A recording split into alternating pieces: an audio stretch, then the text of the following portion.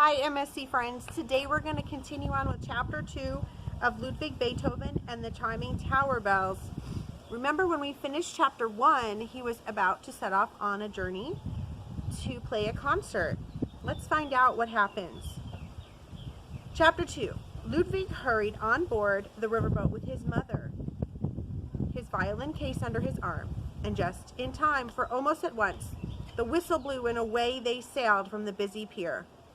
Father Beethoven stood on the dock below, calling above the noisy din as the boat headed out into the river. "Goodbye, goodbye. Bring us good luck, my son." The November day was cool and clear, and Ludwig looked eagerly around him. He was off on a great adventure to play for the people of Holland.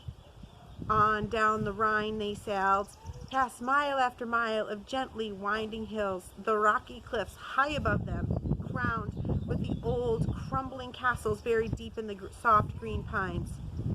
As the sunlight faded into darkness, a sharp wind sprang up and it became bitterly cold.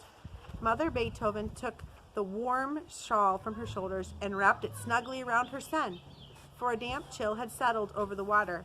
She was glad indeed when they landed in Rotterdam. Ludwig liked the friendly Dutch people in their strange costumes and rode through the low, flat countryside to see the dikes and canals and swiftly whirling windmills wheeling and shifting in the wind.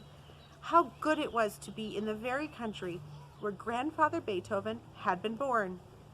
Before long, Ludwig was playing at the homes of royal families dressed in his fine court costume.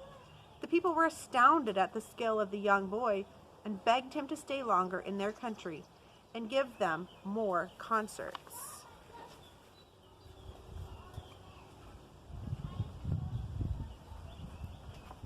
"Please come to live with us, and then we can have fine music all year round," they urged.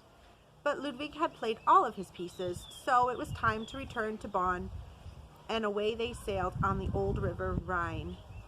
As they entered the small dwelling, Father Beethoven and the younger brothers called to them eagerly, "Welcome home, welcome home."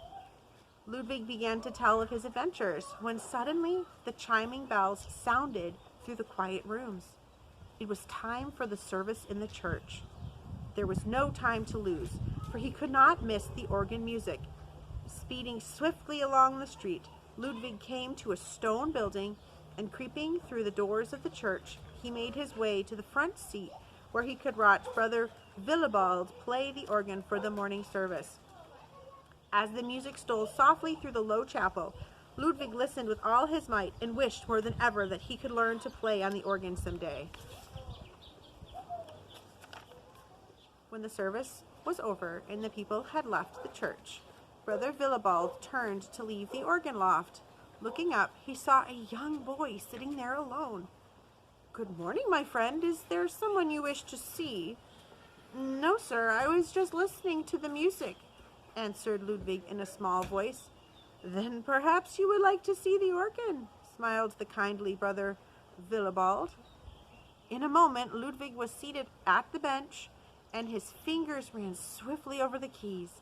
He listened breathlessly to the music that rang out through the tall pipes overhead. "Ah, my young man, I see that you play the piano. But the organ has pedals, so the feet must work as well as the hands to make the rich bass notes sound."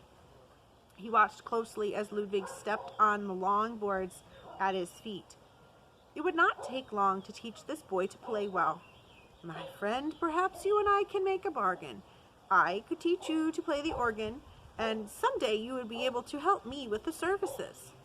"Oh, sir, I would be glad to learn," cried Ludwig earnestly. "And I will help you too, if ever I can play well enough." The lessons began the very next day, and in a few short months, the young people had learned all that Brother Willibald had to teach him. "You are ready to help me now, Ludwig, and much sooner than I thought. At midweek, you will take my place at the organ."